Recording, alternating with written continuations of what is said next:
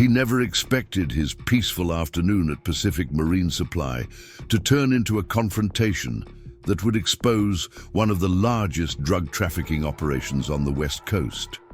But when 5 members of the notorious Black Tide motorcycle gang decided to harass a man in a wheelchair, they had no idea they were messing with one of the Navy's most decorated submarine commanders.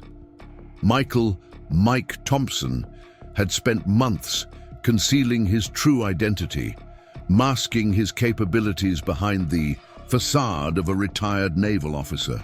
The wheelchair wasn't a lie. The accident aboard the USS Montana had crushed his legs during a classified mission in the South China Sea. What these bikers didn't know was that he was now an undercover FBI operative, investigating their sophisticated drug smuggling operation using ghost submarines off the Oregon coast.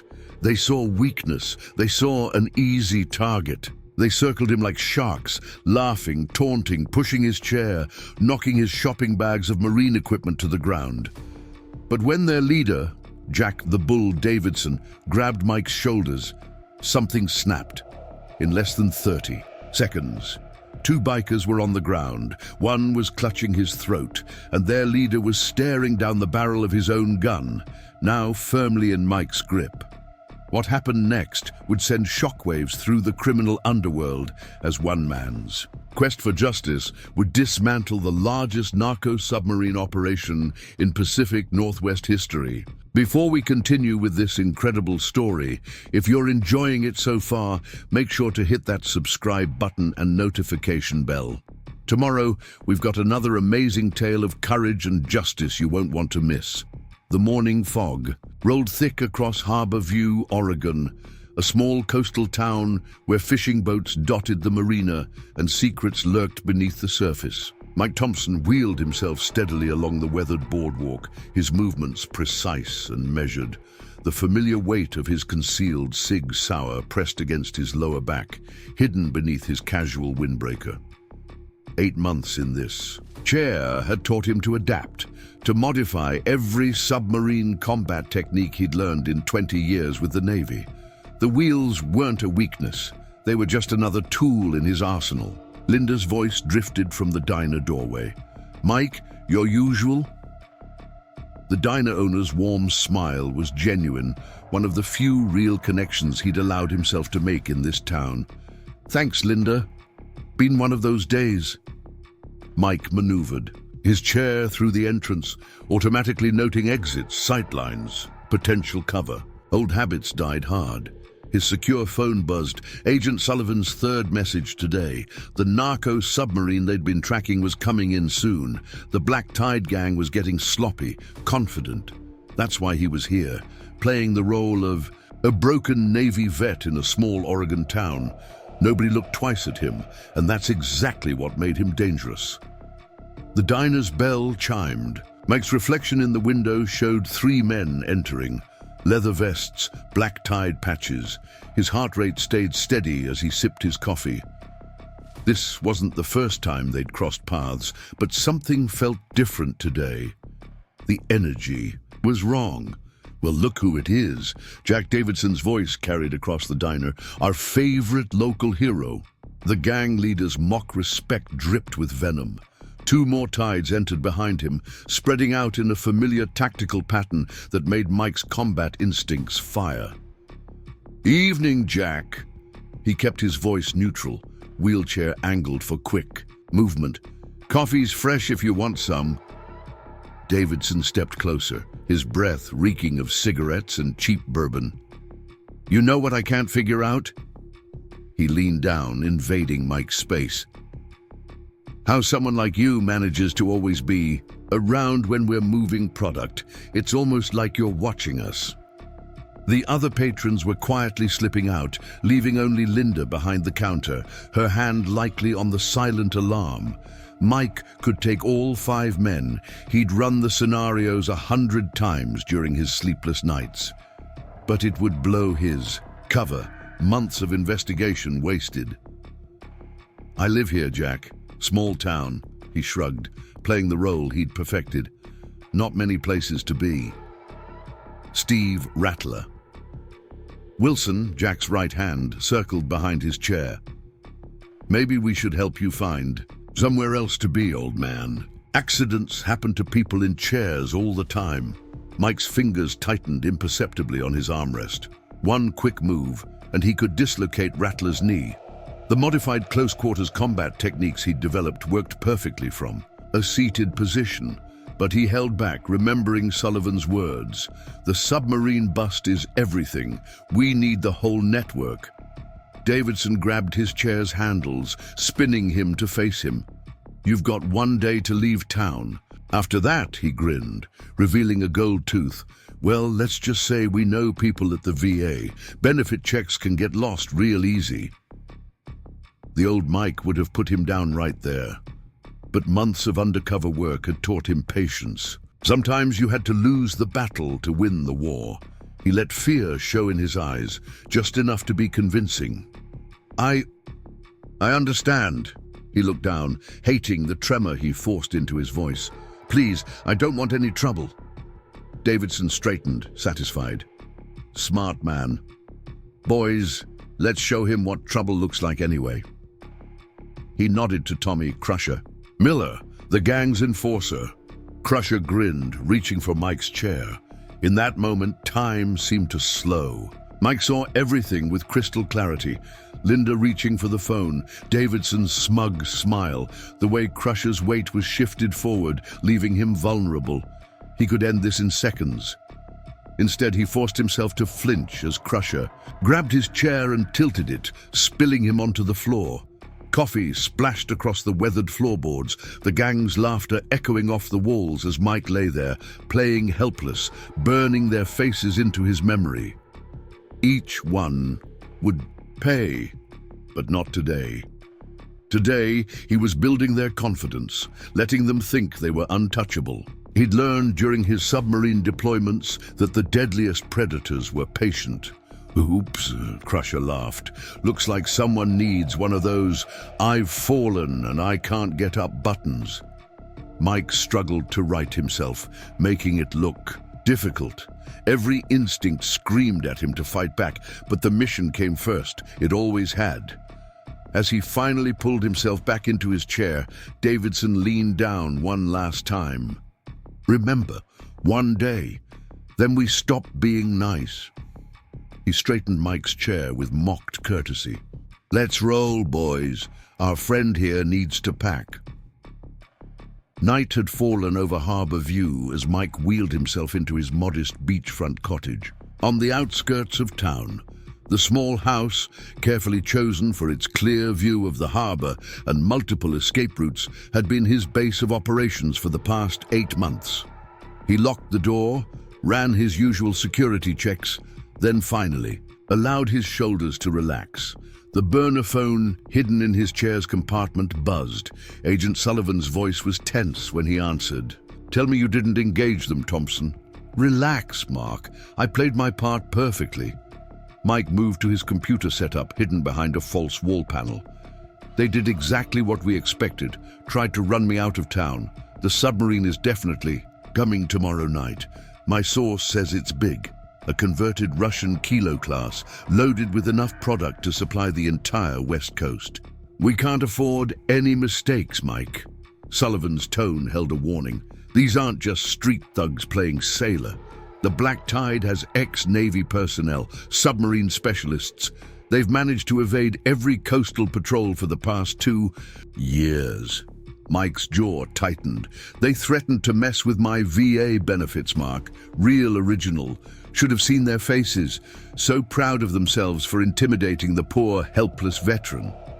I know. The mission comes first. He pulled up surveillance photos of the Black Tide's marina compound.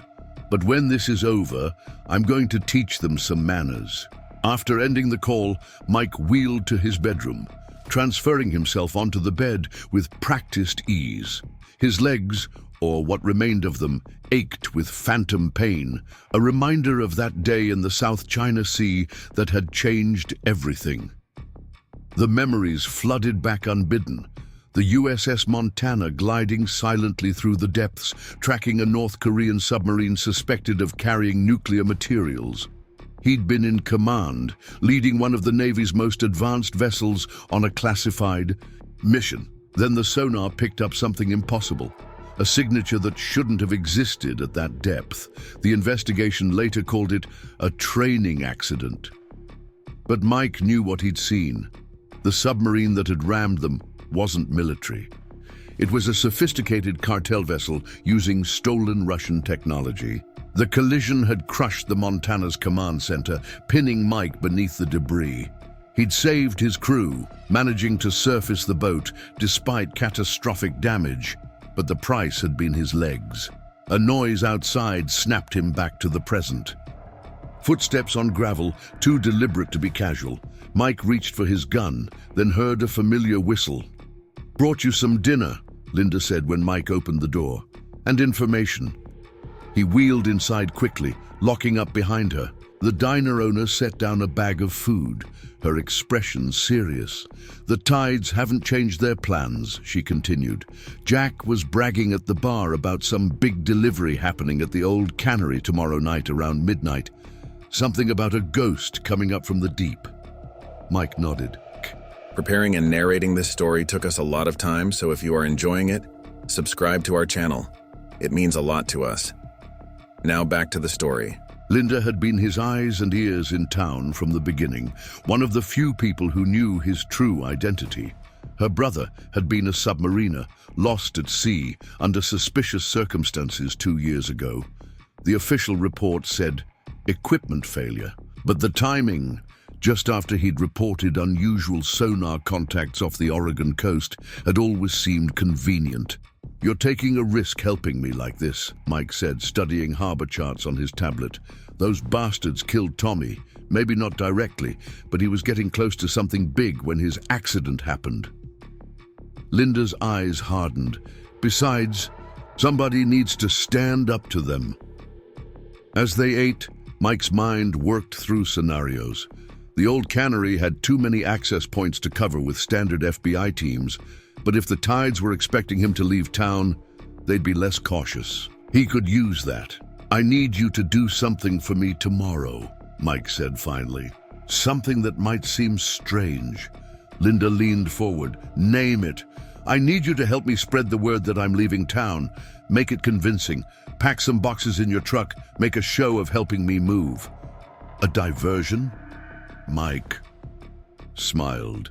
"They'll be watching. We need them confident, distracted. When they see me loading up, they'll think they've won." Later that night, after Linda left, Mike transferred back to his chair and moved to the hidden wall panel.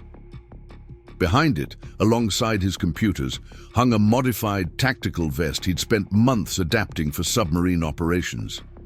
Every strap, every pocket positioned for maximum efficiency in the confined spaces where he now fought his battles. His phone buzzed again, a text from Sullivan. "Teams in position by 2300 hours tomorrow. Don't engage early." Mike texted back a simple acknowledgement, then began his preparations. He checked his equipment, reviewed the cannery blueprints, and ran through his adapted combat moves. The Tides had no idea that every insult, every threat today had only made him more dangerous. When you've lost your legs, you learn that true strength isn't in standing tall. It's in knowing when to appear weak. He wheeled to his window, watching the moonlight on the Pacific. Tomorrow would change everything. Either he'd bring down one of the largest narco submarine operations in history, or he'd blow 8 months of deep cover work. And if things went wrong, his wheelchair wouldn't be an excuse, it would be his coffin. The phantom pain returned, stronger this time. Mike closed his eyes, remembering the hospital after the collision. The doctors had told him he'd never serve again, never walk again, never fight again. They didn't understand that taking his legs had only made him more determined. The Tides had made the same mistake today, assuming that his disability made him weak. His phone lit up with another message, this one from an unknown number. A photo appeared. Mike at the diner today, on the ground after Crusher had tipped. His chair, The caption read, "Tomorrow is your last chance." Mike smiled coldly in the darkness. The Tides thought they were hunters, but they had no idea what was hunting them. Tomorrow, they would learn that the deadliest predator is the one they never see coming. He began his final equipment check, each piece of gear modified, tested, perfected. His wheelchair itself was a weapon, reinforced frame, hidden compartments, custom modifications that turned it from a medical device into a combat platform. Anyone who looked at him saw weakness. They never noticed the warrior hiding in plain sight. Dawn broke over Harbor View with a steel-gray sky, the kind submariners knew meant rough seas ahead. Mike watched the sunrise from his porch, sipping black coffee as he observed two of Jack's men trying to be inconspicuous in their surveillance of his house. They'd been there since 500, parked in a red pickup truck, thinking they were invisible. Amateur hour. His secured tablet displayed the latest intelligence from Sullivan. The submarine they were tracking was massive, a modified Kilo-class vessel that shouldn't exist outside of military fleets. The question that had been nagging at him for months remained: how were the Black Tides getting their hands on this level of naval technology? The burner phone rang. "Mike, we've got movement." Linda's voice was hushed. Jack just had a meeting with someone at the diner. Navy type, definitely not local. They passed something under the table, looked like submarine schematics. Called Jack's son a couple times. Mike's mind raced. The missing piece was starting to form. Description? Mid-50s, military bearing, expensive watch. Kept asking about the cannery delivery. Seemed real interested in water depth charts. "Linda, I need you to get that coffee pot ready. Our plan starts now." An hour later, Mike wheeled down the boardwalk, making sure the Tide surveillance team had a clear view. He'd packed 2 large boxes on his lap, making a show of struggling with them. Right on cue, Linda pulled up in her pickup truck, bed already loaded with furniture. "Last load, Mike!" Linda called out loudly enough for everyone to hear. "I can't believe you're really leaving!" "No choice." Mike projected defeat into his voice. "Can't stay where I'm not wanted." They played their parts perfectly, the concerned friend helping the intimidated veteran pack up and leave town. Mike caught glimpses of phones being used, messages being sent. The Tides were buying it, spreading the word that they'd successfully driven him out. By noon, half the town had heard he was leaving. Mike wheeled into Joe's diner one last time, keeping up appearances. The place was unusually busy. Seemed like everyone wanted to say goodbye to the disabled veteran who'd become a familiar sight over the past 8 months. Dave Roberts, the police chief and one of the few who knew Mike's true identity, approached. His table, coffee in hand. "Heard you're skipping town," he said loudly enough to be overheard, then much quieter. "Teams are in position. Coast Guard intercepted a decoy vessel they sent up north." Mike nodded slightly, maintaining his defeated expression. "Sometimes you just know when you're not welcome anymore, Chief." The bell chimed as Jack Davidson and Steve Rattler Wilson walked in, their timing too perfect to be coincidence. They wanted to witness their victory firsthand. Mike felt Rattler's eyes on him, watching for any sign that this was an act. He gave him what he wanted, a flinch, a quick look away, hands trembling slightly on his wheels. Jack swaggered over, clearly enjoying himself. "Moving day, huh? Smart choice." He leaned down, voice dropping to a whisper. "But just to make sure you don't get lost on your way out." He slipped a phone into Mike's lap. "Keep it on you. We'll be checking." A tracking device. Mike had expected something like this. "Please," he let his voice crack. "I'm leaving just like you wanted." "Of course you are." Jack straightened, smirking. "Boys, help the lady pack up. Let's make sure she gets everything." Tommy Crusher Miller and Brian Ghost Anderson appeared at his sides, their helpful gestures carrying clear threats. They followed him and Linda back to the house, watching as they loaded the last few boxes. Mike had prepared for this, making sure they saw exactly what he wanted them to see. Clothes, photos, personal items, all carefully staged. As afternoon faded into evening, Mike made his final appearance on the boardwalk. The Tide's surveillance had relaxed, confident in their victory. He'd seen Jack checking the tracking phone twice, watching his dot move exactly as expected. What they didn't know was that the phone was now attached to Linda's truck, heading north on the highway. Meanwhile, Mike's real operation was about to begin. Back in his house, he activated the hidden panel, revealing his tactical gear. The cannery security cameras, compromised months ago, showed increased activity. Trucks moving in and out, Tides setting up for the midnight delivery. They were so focused on watching him leave town, they never noticed the careful positioning of FBI teams, the subtle movement of Coast Guard assets into strategic locations. His secure phone lit up with a message from Sullivan. Confirmation on your mystery man. Admiral Robert Davidson, Jack's father, discharged 3 years ago after an investigation into missing naval equipment. Never prosecuted. The pieces clicked into place. Admiral Davidson was their source, a bitter ex-Navy officer with access codes and contacts, using his own son's gang as his distribution network. His appearance today wasn't an accident. He was overseeing their biggest operation yet. Mike began his final preparations. The modified tactical vest slid on smoothly, each piece of equipment precisely where he needed it. His wheelchair, stripped of its civilian disguise, now showed its true nature. Reinforced frame, puncture-proof tires, hidden compartments, holding enough firepower to take down a small private navy. The sun was setting as he ran through his mental checklist one last time. His phone buzzed, a message from Jack to the tracking phone. Keep driving, cripple. Don't stop until you hit Canada. Mike smiled in the growing darkness. The Tides had spent all day watching him leave, never realizing they were the ones being watched. In a few hours, their empire would crumble, and they'd learn too late that sometimes the most dangerous predator is the one they've already dismissed. The real operation was about to begin. Darkness settled over the old cannery like a tactical submarine running silent and deep. Mike positioned himself in the shadows of an abandoned loading dock, his wheelchair completely silent on the concrete thanks to its special modifications.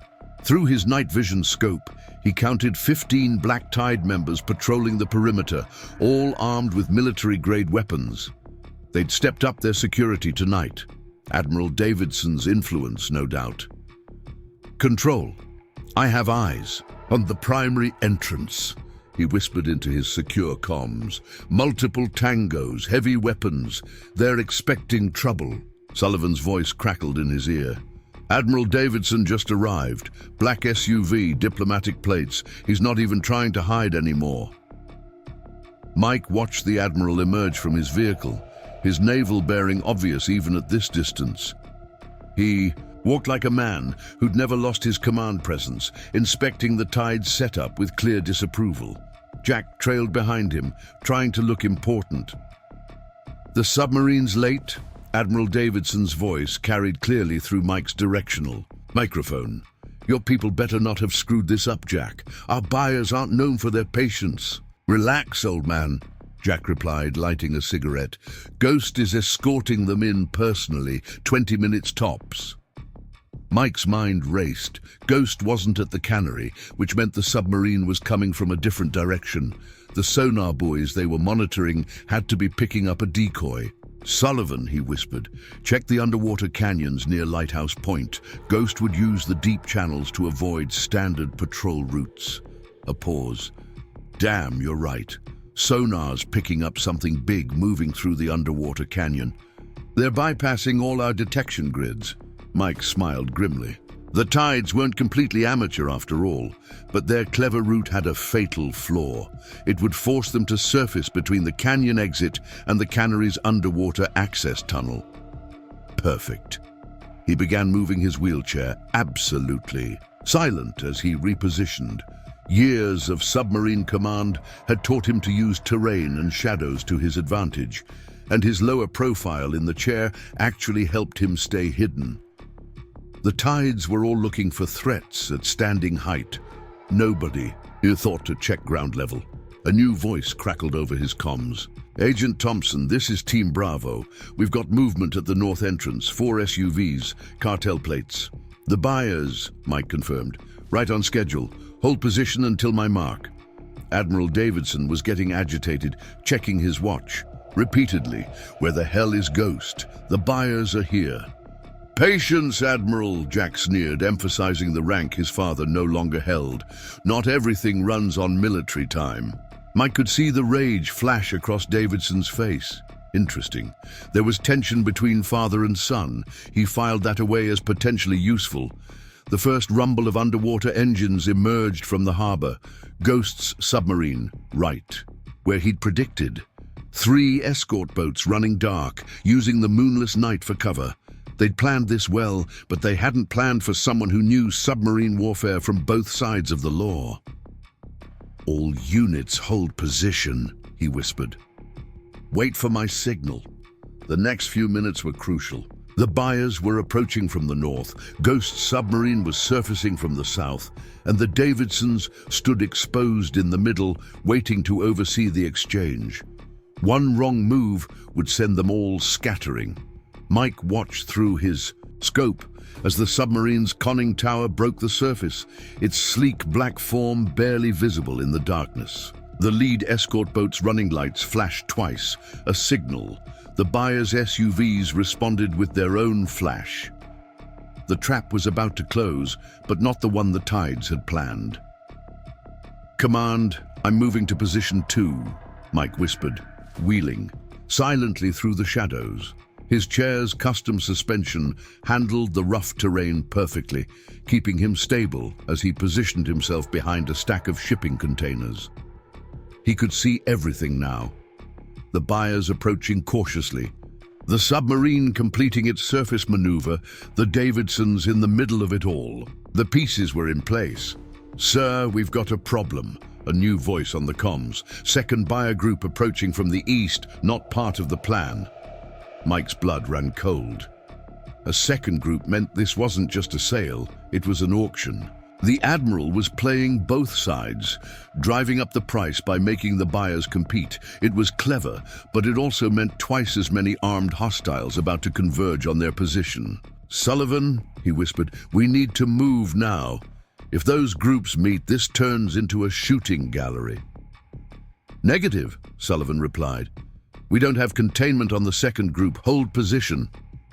Mike watched as the situation grew more volatile. The first buyer group had spotted the second, and hands were moving to weapons. Admiral Davidson was shouting at Jack, who had drawn his own gun. Ghost's submarine crew had stopped their docking maneuver, caught in the middle. Then he saw it. The slight nod between the Admiral and the second buyer group. This wasn't just an auction gone wrong, it was a double cross. The Admiral was playing everyone. "Sullivan, Davidson's working with the second group. This is about to go hot." Before Sullivan could respond, Admiral Davidson drew his weapon and aimed it at his own son's head. "Did you really think I needed you people anymore?" he snarled. "You're just the delivery boys. My real partners are here now." The cannery had become a war zone. Muzzle flashes lit up the night as 3 different groups exchanged fire, their shots echoing off the metal buildings and across the dark water. Mike moved through the chaos like a ghost, his wheelchair's dark coating blending with the shadows. Admiral Davidson was heading for the submarine, thinking he'd orchestrated the perfect distraction. He was wrong. Mike positioned himself behind a forklift, watching Davidson's route. The Admiral moved like the veteran submariner he used to be, staying low, using cover. But he'd made one crucial mistake. He was looking for threats at eye level. Nobody ever looked down.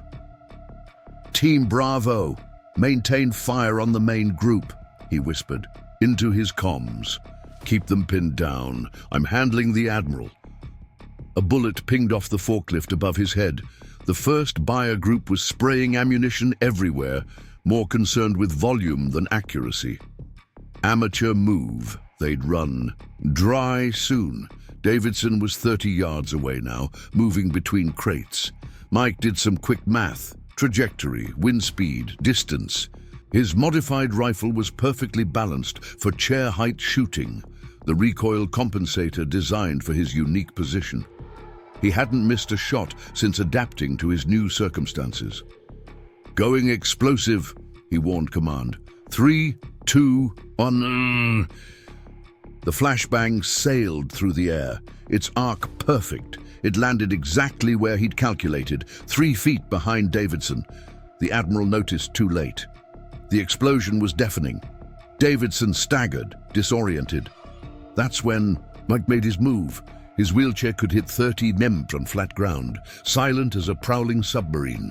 He crossed the distance in seconds, ramming directly into Davidson's legs. The impact sent the Admiral sprawling, his weapon clattering away. "What the?" Davidson blinked, trying to focus. His eyes widened as he recognized Mike. The cripple. "Who from town?" Mike's first strike caught him in the throat, a modified knife-hand attack perfectly adapted for his seated position. Davidson gagged, stumbling backward. "Federal agent," Mike said coldly, blocking the Admiral's clumsy counterattack. His next hit targeted the knee. He knew from experience how vulnerable legs could be. Davidson went down hard. He was Navy trained, but he'd never fought someone like Mike. Every move he'd learned in the service had been rebuilt, redesigned for maximum efficiency from a wheelchair. "Your FBI?" Davidson laughed through his pain. "They're really scraping the bottom now." Mike tightened the zip ties deliberately.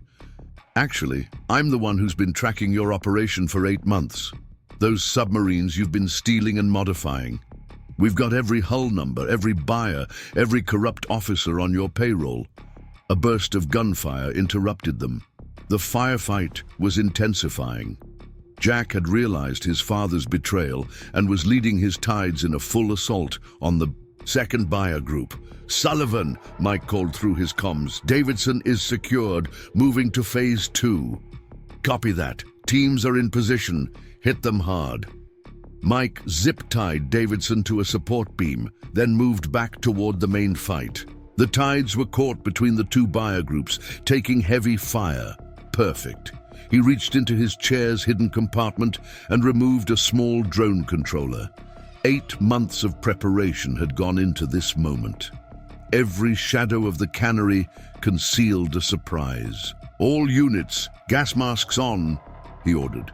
Then he pressed the button. Smoke canisters detonated simultaneously across the yard, filling the air with thick white clouds. The tides and buyers panicked, shooting blindly into the smoke, but Mike could see everything through his tactical display. His wheelchair's modifications proved their worth as he moved through the chaos. The rubber-coated wheels were silent on the concrete, the reinforced frame deflecting stray rounds. He was a ghost in the smoke, striking and vanishing. The first tide went down to a perfectly placed shot to the leg. The second caught an elbow to the solar plexus as Mike glided past.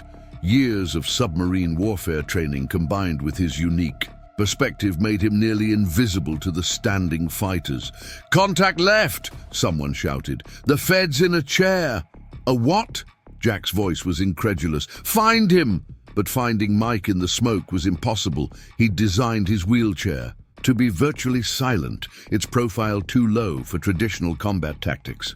Every disadvantage they thought he had became an advantage.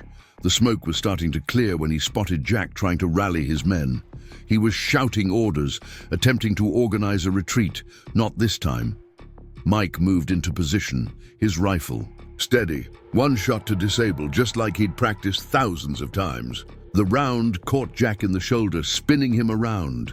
"Thompson!" Sullivan's voice was urgent in his ear. "Second buyer group is making a break for the submarine. They've got the launch codes." "Not happening," Mike replied, already moving. His chair's electric motor could outpace a running man, and he knew the cannery's layout better than any of them. He cut through the warehouse, taking a route they wouldn't expect. "Command," "Execute Containment Protocol Delta," he ordered, wheeling. "Into position. Let's show them why you don't underestimate someone just because they're in a chair." The second buyer group ran straight into Mike's trap. As they rushed for the submarine's access hatch, motion sensors triggered automated barriers, sealing them in. Their confusion was evident as heavy steel gates slammed down, blocking their escape. What the hell? The group's leader spun around, searching for another way out. They had the launch codes, but nowhere to run. Mike's voice came through, hidden speakers surrounding them. "Federal agents, drop your weapons and get on the ground." Instead, they opened fire, bullets ricocheting off metal walls. Mike watched through his tactical display as they wasted ammunition on shadows. 8 months of planning had turned this cannery into his personal combat zone. "Poor choice," he muttered, activating the next phase. The sprinkler system activated, but it wasn't water that rained down. A specially designed riot control agent filled the air. The buyers stumbled, their shots going wild as the compound took effect. Within seconds, half of them were on their knees. "Control South Sector contained," Mike reported, moving to his next position. "How's the main fight?" Sullivan's response was tense. "Jack's rallied some of his men. They're trying to reach the submarine's emergency exit hatch if they get those launch codes to the crew inside." Mike smiled grimly. Not for long. He wheeled silently through the warehouse, taking a parallel route to Jack's group. His chair's custom suspension handled the debris-strewn floor with ease, keeping him stable as he moved into position. Through gaps in the crates, he could see Jack leading 6 tides toward the emergency hatch. They were moving as fast as they could, Jack's shoulder bleeding from Mike's earlier shot, but rage and adrenaline kept him going. "This is impossible!" Jack was shouting. "One fed in a wheelchair. He can't be doing all this." "Boss, we need to surrender!" one of his men gasped. "We're trapped!" "Touch that radio and I'll kill you myself." Jack's voice was desperate now. This was supposed to be our big score. With these codes, we could have run our own operation without my father's control. Mike keyed his comms. "Sullivan, I've got..." Eyes on Jack, moving to intercept. "Be careful, Thompson. He's cornered and desperate." Mike positioned himself at the end of the row, calculating angles. His wheelchair gave him an advantage they hadn't considered. He could shoot from underneath the storage racks, through gaps they'd never think to check. The first tide went down with a shot to the leg, crying out in surprise. The second caught a round in the shoulder before they even realized where the fire was coming from. "Down! Get down!" Jack screamed, finally dropping the launch codes. "Find him!" Mike was already moving, circling to their flank. His chair's silent motor gave him perfect mobility while they crashed around like bulls in a china shop. He picked them off one by one, non-lethal shots just like he'd trained. Jack was the last one standing, spinning wildly, trying to locate the source of the attack. "Show yourself!" he roared. "Face me like a real man!" "Okay," the word came from behind him. As Jack turned, Mike's chair burst through a stack of empty boxes. Before Jack could raise his weapon, Mike was on him. His first strike caught Jack's wrist, sending the gun flying. The second, a modified leg sweep he'd perfected, took out his knee. Jack went down hard, staring up at Mike in disbelief. "How? You're just a crippled vet." Mike's next strike silenced him, a precise hit to the jaw that he'd practiced countless times. "I'm the crippled vet who just brought down your entire operation," he said calmly, securing Jack's wrists. "And I did it all without standing up." "Thompson!"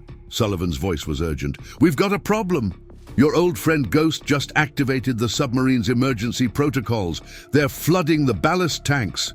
Mike's head snapped up. "They're trying to submerge with the access..." "Hatch open? That'll flood the entire dock." He quickly zip-tied Jack to a support beam. This wasn't over. Ghost was a former submarine warfare specialist. He'd know exactly how to maximize the damage. "All units, clear the lower levels," Mike ordered, wheeling toward the submarine access tunnel. Ghost is trying to turn this into a massive casualty event. If that sub goes down with the hatch open, it'll create a vortex that'll pull in everything nearby. As he reached the tunnel entrance, he could already hear the ominous sound of rushing water. The submarine's ballast tanks were flooding, the massive vessel starting to list in its secret underground dock. "Thompson, you can't go in there," Sullivan warned. "Water's already ankle-deep in that chair." "The chair's not just for show, Mark." Mike activated several hidden switches on his wheelchair. Panels shifted, seals engaged, and the entire chair transformed into a waterproof mobility platform. "Remember who you're talking to. I've spent half my life underwater." Before anyone could stop him, Mike wheeled into the flooding tunnel. The modified chair's wheels gripped the wet surface perfectly, powered by military-grade motors. The water was rising fast, but he'd designed this chair for exactly this scenario. Ghost's voice echoed through the tunnel's PA system. "That you, Thompson? Should have known it was you. Not many people could have tracked our sonar signature so perfectly." "It's over, Ghost," Mike called back, advancing through the rising water. "You flood this dock, you're going down with it." "Maybe, but I'll take half the Oregon coast with me. When this sub goes down, it'll rupture the underwater canyon wall. The resulting collapse will cause a tsunami that'll wipe out every coastal town for 50 miles. Mike's mind raced. Ghost wasn't bluffing. The underwater geography made his threat terrifyingly possible. The submarine was already creaking ominously, the open hatch creating a powerful current as seawater poured in. "You're really willing to kill thousands of innocent people?" Mike's chair fought against the strengthening current. "For what? Money?" "For proof!" Ghost's voice was maniacal now. "Proof that we're better than them. The desk admirals. The bureaucrats who said we were washed up. Your father was right about one thing, Jack. The Navy's gotten soft. After today, they'll know what real submarine warfare looks like." The water was now waist deep, but Mike's modified wheelchair moved steadily through the flooding tunnel. Its sealed motors hummed quietly, fighting against the growing current. His years of submarine command experience told him he had maybe 5 minutes before the vessel's angle became critical.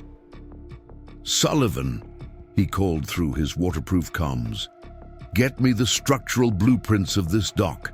There has to be an emergency. Flood control system." "Sending them now," Sullivan replied.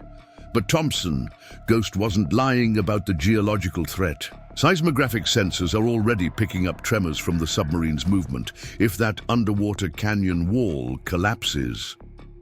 "One problem at a time," Mike interrupted, studying the blueprints on his chair's waterproof display. Ghost may be good, but he forgot something important about submarine warfare. "What's that?" "The best submariners don't just know how to sink. They know how to surface." Mike wheeled deeper into the tunnel, his chair's powerful LED lights cutting through the murky water. And right now, he's so focused on going down that he's forgotten to watch his flanks. The submarine loomed ahead, its massive black hull gleaming wetly in Mike's lights. The open emergency hatch was creating a powerful whirlpool effect as seawater rushed in, but Mike's chair was heavy enough to maintain traction. He could see Ghost in the conning tower, frantically working controls. "Give it up, Ghost," Mike called out. "You really think you're the only one here who understands submarine disasters?" Ghost's head snapped up. Even from this distance, Mike could see his shocked expression. "Thompson, how are you even moving in that chair?" "You'd be surprised what submarine technology can teach you about underwater mobility," Mike continued. His advance, his chair's specialized tires gripping the submerged concrete, like how to turn a weakness into an advantage. "Stay back," Ghost drew a weapon. "I'll flood the ballast tanks completely." "No, you won't." Mike's voice was calm, professional, the same tone he'd used during countless submarine crises. "Because you've already made 3 critical mistakes." The water was chest high now, but Mike's chair remained stable, its buoyancy perfectly calibrated. First mistake. You assumed the emergency flood controls were only in the submarine, but this facility was built by submariners, Ghost. They always have a backup plan. Mike's hand moved to his chair's control panel, activating a sequence he'd prepared months ago. Suddenly, massive pumps roared to life in the walls of the dock. "What are you doing?" Ghost's eyes widened as he realized what was happening. "Second mistake?" Mike continued, wheeling closer despite the current. "You forgot about the facility's original purpose. This wasn't built as a smuggling dock. It was a secret Navy submarine pen from the Cold War." The pumps were now fighting against the incoming water, stabilizing the water level. Ghost fired 2 shots, but Mike was already moving, using the submarine's hull for cover. "The Navy never abandons its pens completely," Mike called out. "They just disguise them. Those pumps, they're part of the original emergency systems, still functional after all these years, maintained by sleeper maintenance crews who don't even know what they're really servicing." "It doesn't matter," Ghost shouted back. "The ballast tanks are still flooding. Once this sub goes down—" "That's your third mistake," Mike cut him off. "You thought you knew everything about this class of submarine, but you missed something crucial during your modifications." Mike's chair was now positioned directly beneath the conning tower. The water had stopped rising, held back by the powerful pumps. "What are you talking about?" Ghost's voice held the first trace of uncertainty. "When you retrofitted this boat for smuggling, you had to modify the ballast control systems. But you used civilian parts. Cheaper, easier to source without raising flags. The emergency blow tanks, they're still original Navy equipment." Ghost's face went pale as he realized what that meant. "And here's the thing about Navy emergency systems," Mike continued, reaching for a hidden panel on his chair. "They all use the same override codes." His fingers flew across the keypad. Suddenly, compressed air roared through the submarine systems. The emergency blow tanks activated, forcing water out of the ballast tanks with explosive force. "No!" Ghost screamed, but it was too late. The submarine began to rise, its bow lifting as the ballast tanks emptied. "All units, brace for surface," Mike commanded into his comms. The submarine's movement was creating massive waves in the Yadouche confined space, but his chair's gyroscopic stabilizers kept him steady. Ghost lost his balance as the deck tilted, his weapon falling into the churning water. He grabbed for the hatch combing, trying to maintain his position. "It's over, Ghost," Mike called up to him. "The submarine's surfacing, the dock's pumps are stabilizing, and that underwater canyon wall is staying right where it is. Now, are you going to surrender, or do I have to come up there?" Ghost looked down at Mike, then at the water still swirling around them, then at the FBI teams now, visible at the tunnel entrance. His shoulders slumped. "How?" he asked finally. "How did you do all this from a wheelchair?" Mike allowed himself a small smile. "Because you all made the same mistake. You saw the chair and thought it was a weakness. But in submarine warfare, we learn to use every tool, adapt to every situation. This chair, it's not my prison, it's my command center." As Ghost was taken into custody and the submarine was fully secured, Sullivan approached Mike's position, carefully navigating the wet deck. "I've got to know," he said, watching as teams of agents swarmed the facility. "When did you realize this was an old Navy pen?" "The moment I saw the water depth charts," Mike replied, running a diagnostic on his chair's systems. "The channel was too perfectly maintained, too precisely dredged. Someone was keeping it ready for submarine use. Once I knew that, finding the emergency systems was just a matter of time." Linda appeared at the tunnel entrance, her expression a mix of relief and amazement. "Mike, the Coast Guard's reporting the water levels stabilizing. The tsunami threat is over." Dawn painted the Harbor View Marina in shades of gold as federal agents swarmed the complex. Mike watched from his wheelchair as Admiral Davidson and his son were loaded into separate transport vehicles. Director Marshall, a sharp-featured man in his 50s, approached him with a tablet displaying real-time data from the submarines. Computers. 17 international contacts identified so far, he reported. 3 foreign naval officers, 4 port authorities, and 2 submarine manufacturing executives. Your evidence is bulletproof. Ghost? Mike asked, though he already knew the answer. Tried to cut a deal when the servers went live. Got caught trying to upload classified submarine specs to a dead drop 20 minutes ago. Marshall's expression was grim. 8 months of your life. Letting them think they were watching you. That's dedication. Mike adjusted his position, his shoulders tight from the underwater confrontation. They weren't watching me. I was feeding them everything they thought they were stealing. Every secret they discovered about submarine routes was actually leading us to their whole network. Still, Marshall watched as another transport pulled away. Living in this town, playing the defeated veteran, letting them mock you day after day. Most agents wouldn't have lasted a month. Mike smiled slightly. Most agents wouldn't have seen the advantage. The wheelchair wasn't my weakness, it was my greatest asset. Nobody suspects the disabled vet of being a threat. The local news vans were arriving now, drawn by the convoys of federal vehicles. Linda's truck pulled up, and the diner owner rushed over to Mike. My God, Linda breathed, taking in the scene. When you said you had a plan, I never imagined all this. All those times they harassed you at the diner were exactly what we needed, Mike finished. Every incident, every mockery, every threat, it all built their confidence, made them sloppy. Chief Roberts approached, looking both impressed and slightly embarrassed. Agent Thompson, we had no idea. Even those of us who knew you were FBI didn't realize the full scope. That was the point, Chief. Mike turned his chair to face him. The town's reaction had to be genuine. Your officers had to treat me like any other disabled veteran. It made the Tides believe their own assumptions more. More vehicles were arriving. Naval Intelligence, ATF, even CIA.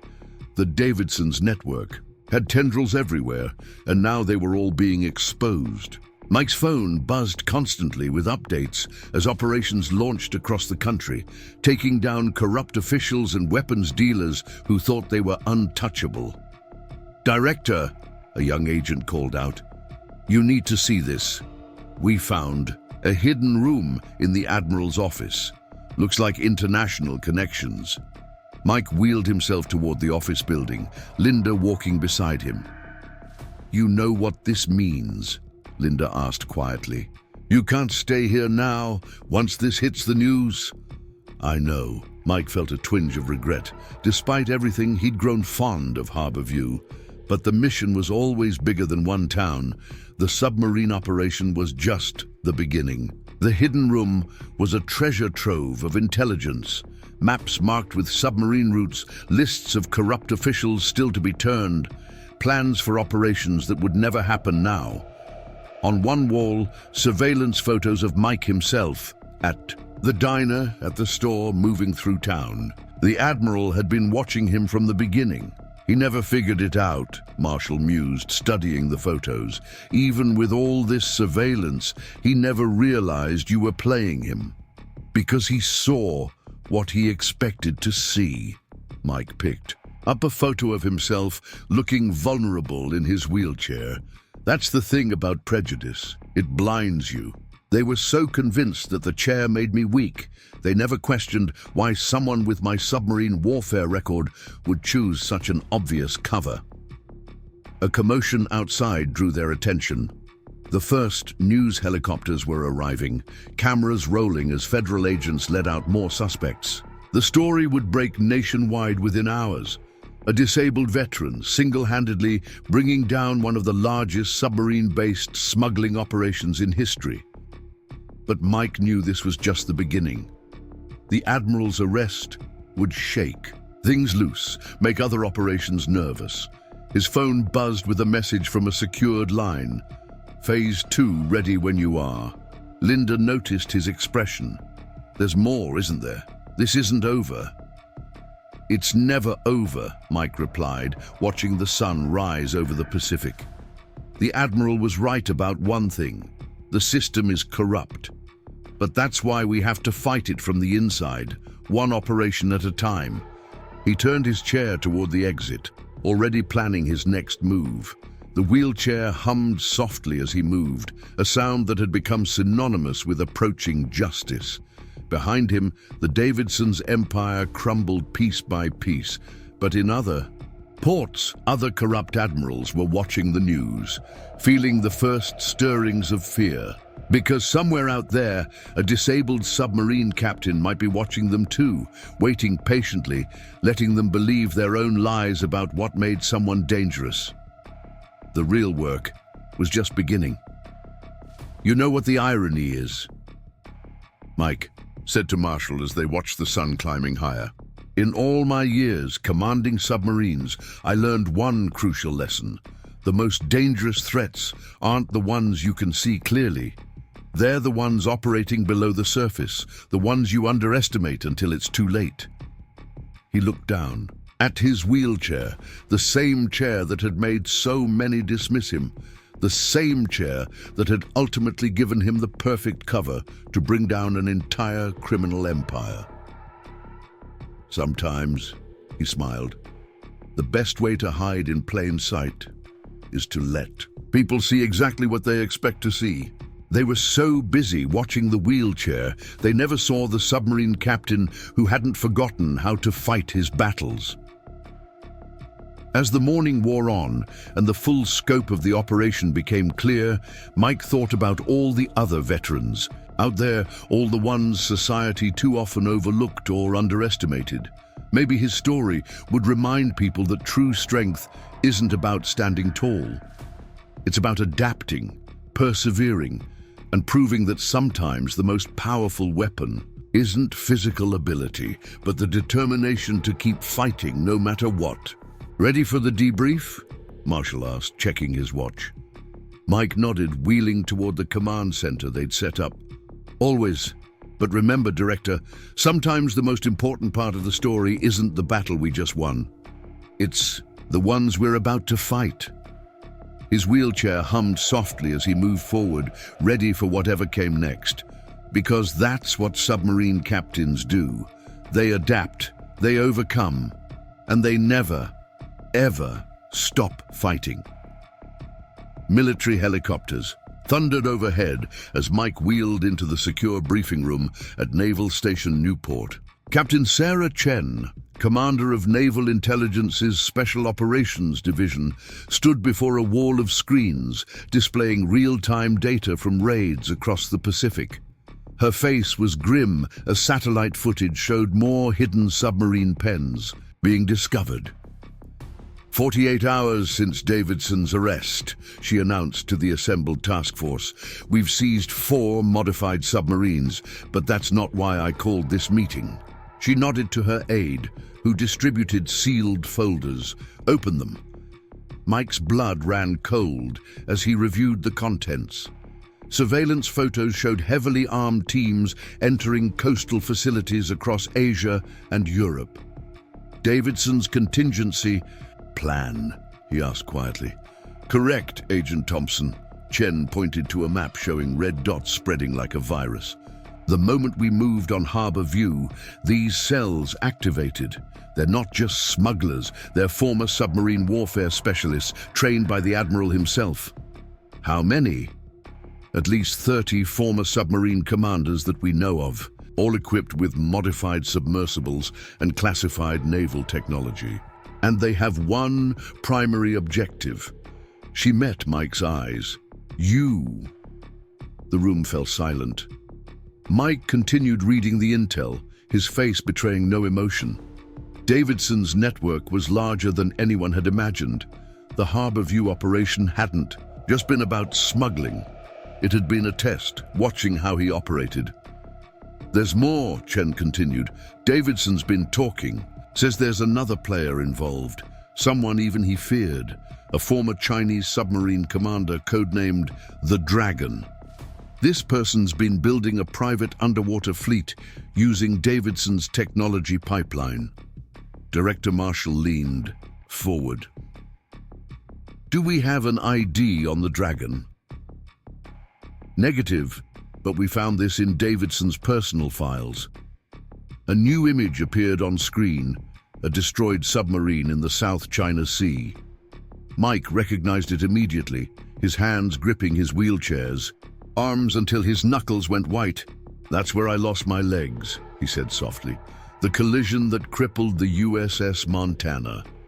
No, Chen corrected. The collision wasn't random. The Dragon arranged it. They knew you were getting close to Davidson's operation back then. The attack was meant to kill you, Agent Thompson. When it didn't, you became an obsession for them.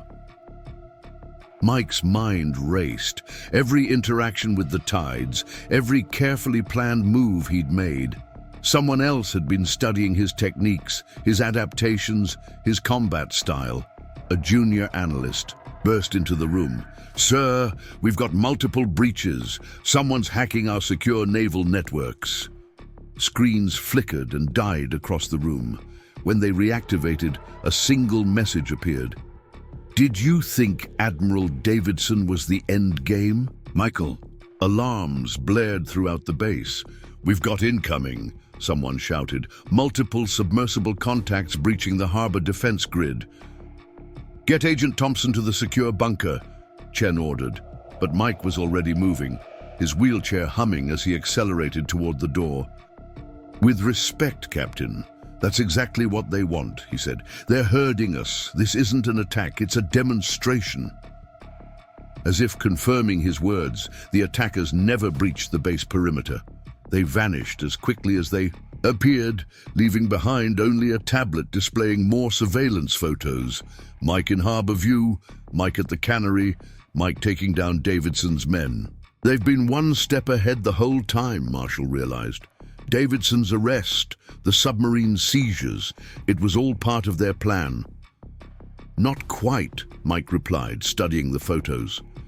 They made the same mistake Davidson did. They thought, the wheelchair made me predictable. He turned to Chen. Captain, I need everything you have on Chinese submarine operations in the South China Sea from 5 years ago. Every commander, every mission. That's beyond classified, Agent Thompson. So is the prototype submarine technology they stole. Mike fixed Chen with a steady gaze. Technology, I'm betting, wasn't just lying around in Davidson's warehouses. Someone inside naval intelligence has been feeding them intel. Someone high up. The captain's face hardened as the implication sank in. Too many people had access to the classified files, too many opportunities for corruption. How do we find a leak that high up? Marshall asked. We don't, Mike replied, moving to the central console and bringing up a map of known smuggling routes. We let them find us. He began marking locations, creating a pattern. These sites are too exposed. The Dragon will assume we'll raid them first, so we leak the operation plans. Let them think they know our playbook. And while they're watching, those sites? Chen asked. We strike where they least expect it. Mike pulled up another map, showing hidden facilities their investigations had uncovered but never acted on. The Dragon has a god complex. They want to prove they can outthink a disabled agent who dared to challenge their operation. So let's use that. The plan was audacious, dangerous.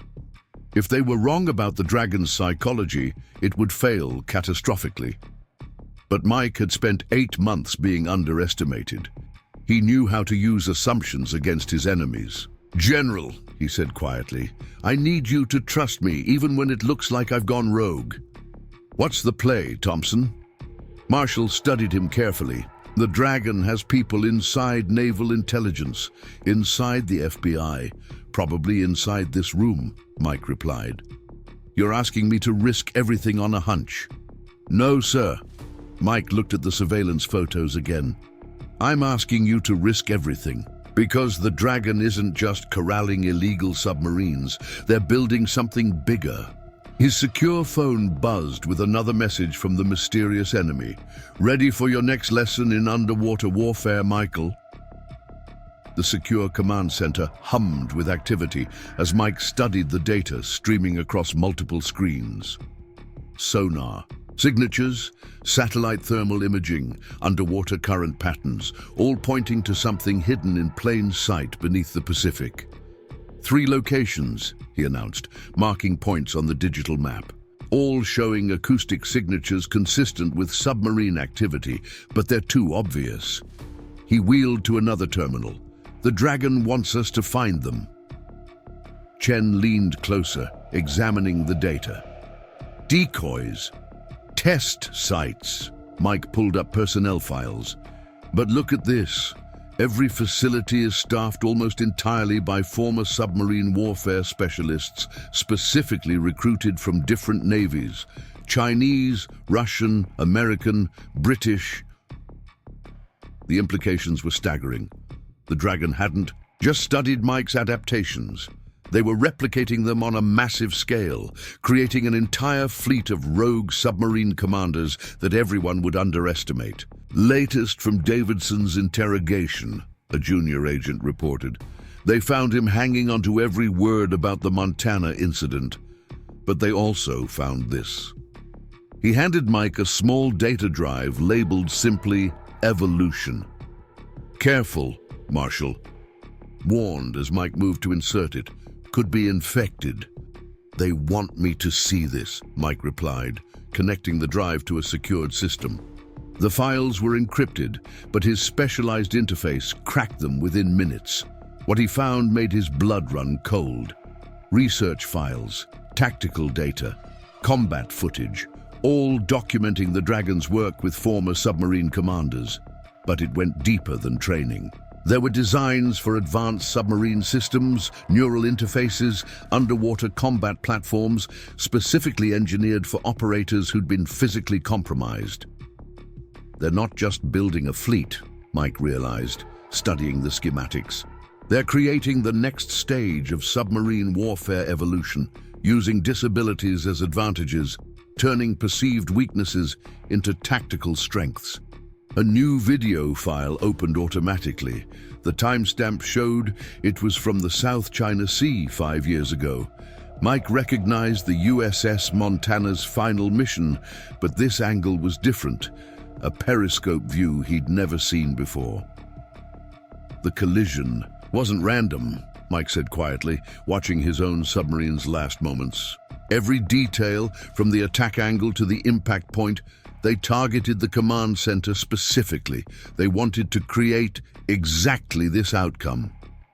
The video continued, showing something else, other submarine incidents, different missions, different locations, but the same precise targeting.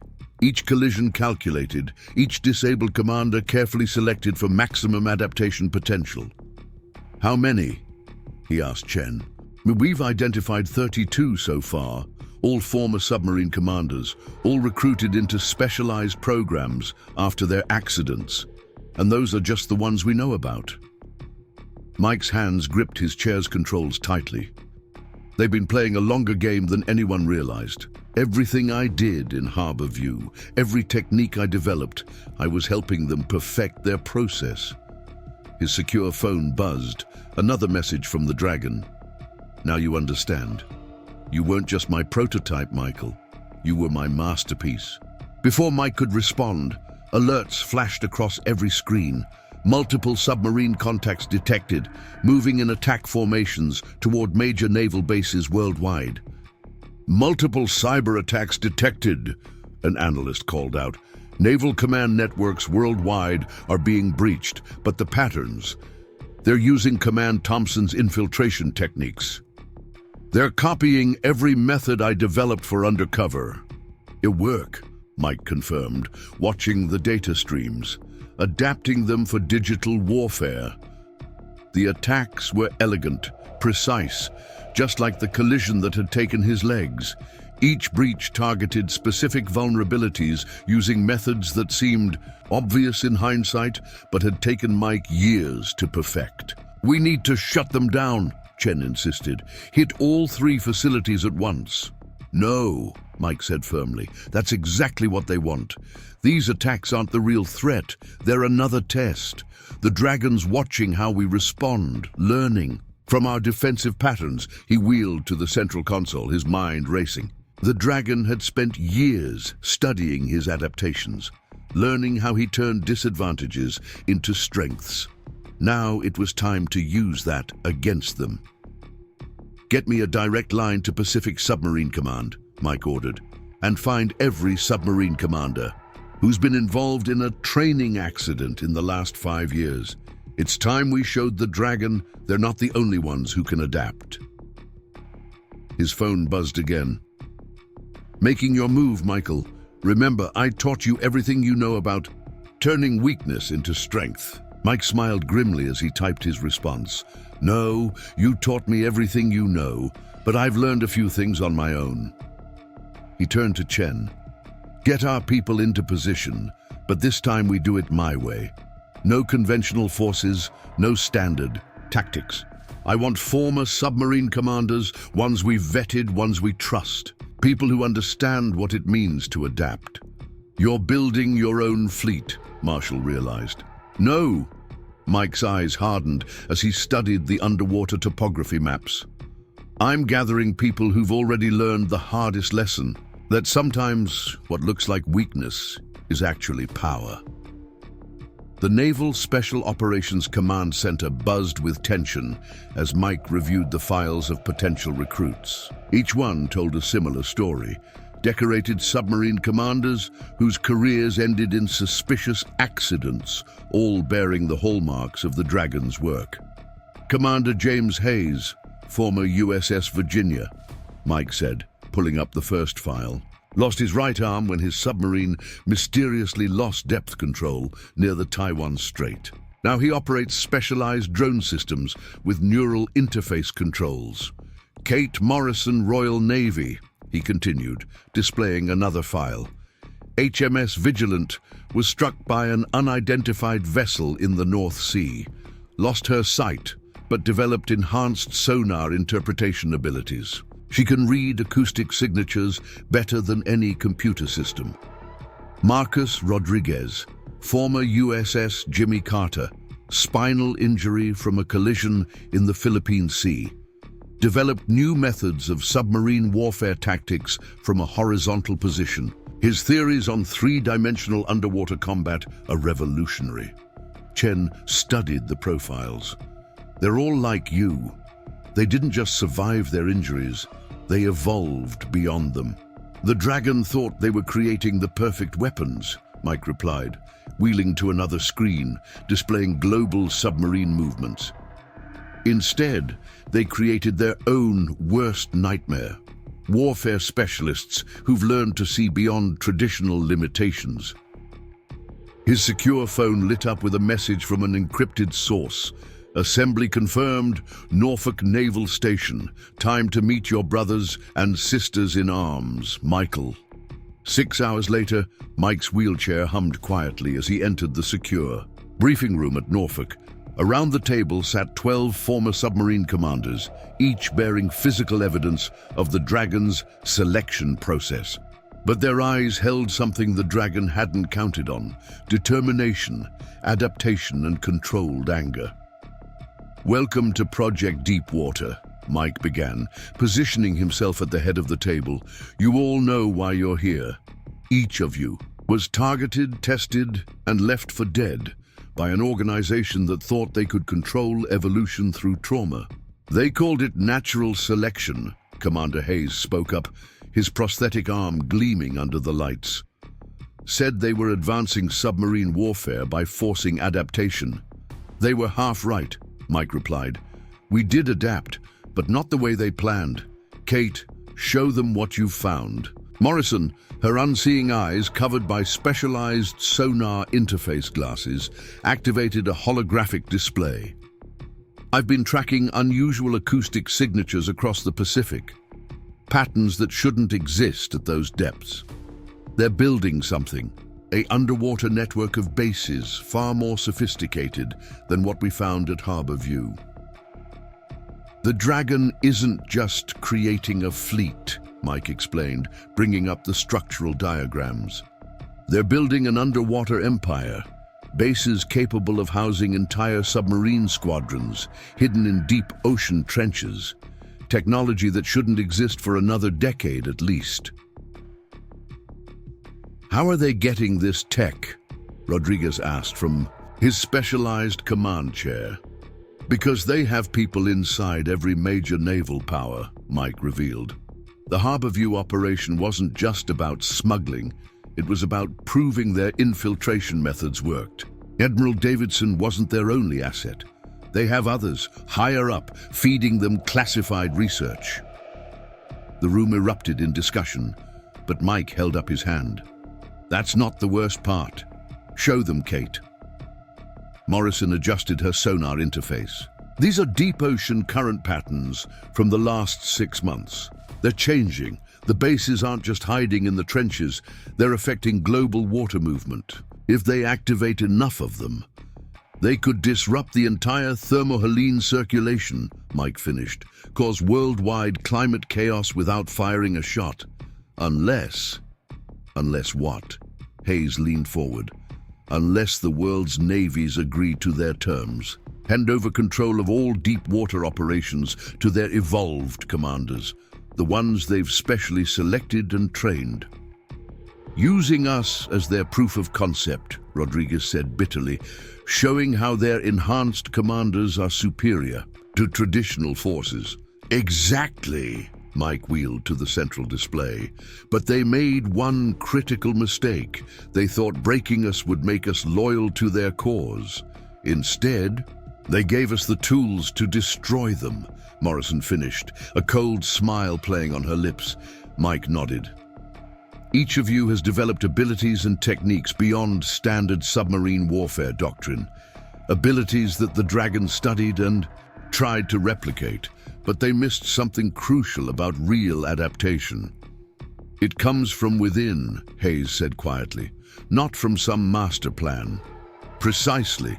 They've spent years analyzing how we compensate for our disabilities, trying to turn it into a science. But real evolution isn't about following a formula. It's about innovation, about finding your own path. The secure room sensors suddenly flashed red. Morrison's head snapped up. Multiple submarine contacts, moving fast. They're testing our sonar nets. They're watching, Mike said calmly. Probably have been since we arrived. Time to show them what real adaptation looks like. He activated the main tactical display, showing the approaching submarines. They think they know how we'll react. They've studied every move I made in Harbor View, every tactic each of you developed after your accidents. They're expecting us to follow patterns they can predict. What's your play? Rodriguez asked, already calling up submarine deployment schedules on his console. Mike Thompson's eyes locked onto the tactical display as Morrison tracked the approaching submarines through her enhanced sonar interface. Here's what they don't understand about evolution, he said, wheeling to the command console. True adaptation isn't about following a predetermined path. It's about changing the rules of engagement entirely. His hands flew across the specialized controls. Hayes, deploy your drone swarms in formation Delta. They'll be expecting standard search patterns based on my Harbor View tactics. Hayes nodded, his neural interface linking with the underwater drone network. Understood, making it look like we're following your old playbook. Morrison, you're our ace, while they're focused on the drones. Already on it, she smiled, her unseeing eyes scanning sonar frequencies nobody else could interpret. They're using sophisticated noise cancellation, but I can hear their props. 3 Virginia-class variants, heavily modified. They're good, but... She adjusted her interface. They're not blind. Rodriguez, what do you see in their formation? They're mimicking your Harbor View approach, sir, Rodriguez replied from his command chair, thinking three-dimensionally, but still assuming we're limited by traditional submarine warfare doctrine. They haven't figured out my new theories on underwater spatial dynamics. Mike smiled grimly. The Dragon thinks they mastered evolution by studying how we adapted. Time to show them what real adaptation looks like. Execute Protocol Deepwater. Suddenly, every screen in the command center shifted. The tactical display transformed, showing underwater terrain from completely new angles.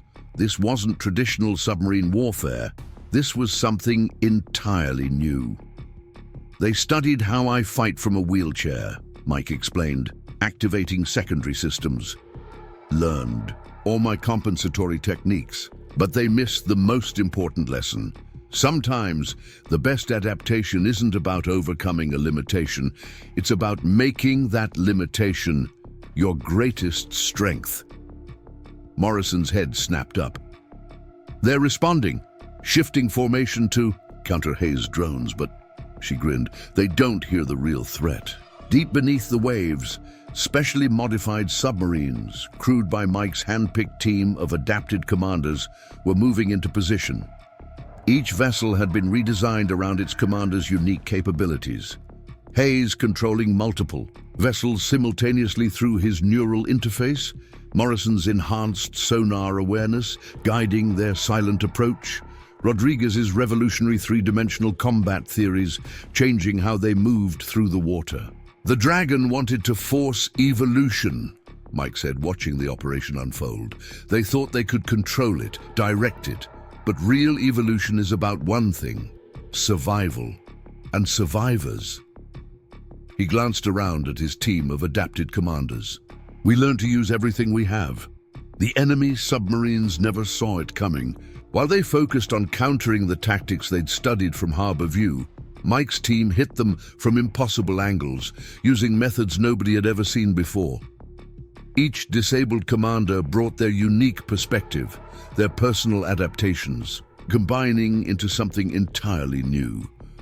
Multiple contacts going dark, Morrison reported, her enhanced senses tracking the chaos. They're trying to retreat, but... She smiled coldly. They can't figure out which way is up anymore. Rodriguez's spatial distortion tactics have them completely disoriented. Hayes, drone nets are in position. They're not going anywhere. Mike keyed his secure comm. This is Agent Thompson to all Dragon vessels. You studied how we adapted, learned our techniques, but you forgot something crucial about evolution. It's not just about physical adaptation. It's about mental evolution, about learning to see beyond traditional limitations. His chair hummed as he moved to the main tactical display. You can surrender now, or we can show you exactly what true adaptation looks like. One by one, the enemy submarines surfaced, their crews realizing they were caught in a trap they couldn't understand, let alone escape.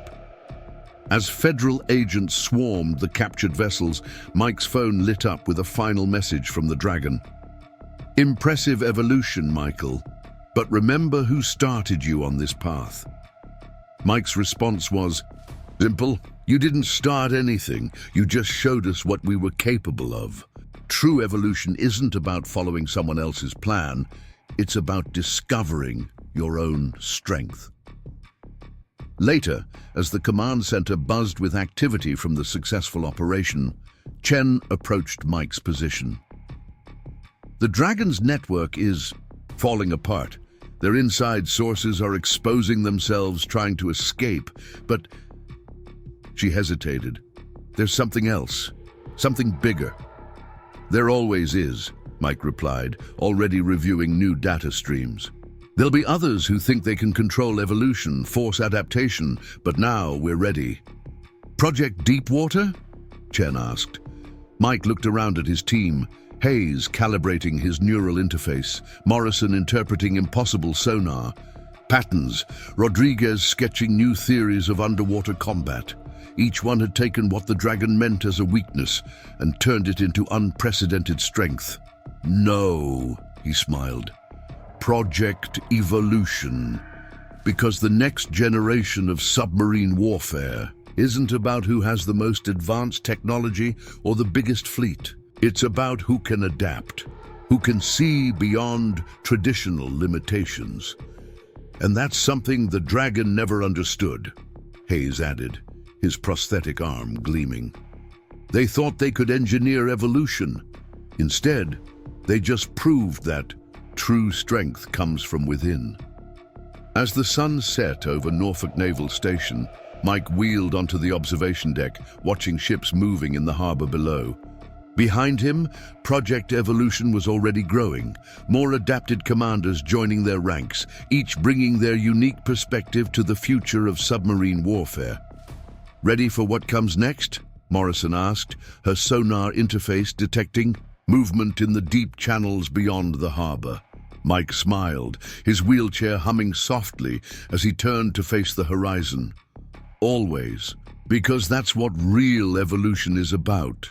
Not just surviving, but thriving. Not despite our limitations, but because of how they taught us to see the world differently." The wheelchair that the Dragon thought made him weak had become his greatest strength, just as each member of his team had turned their disabilities into unprecedented capabilities. They had evolved beyond anything their enemies could have predicted, proving that true power doesn't come from following someone else's path. It comes from forging your own. Up next, you've got two more standout stories right on your screen. If this one hit the mark, you won't want to pass these up. Just click and check them out. If this story has caught your attention and you want to know what happens next, don't forget to subscribe and hit that notification bell. Your support means everything to us, and we've got many more incredible true stories of courage and justice coming your way.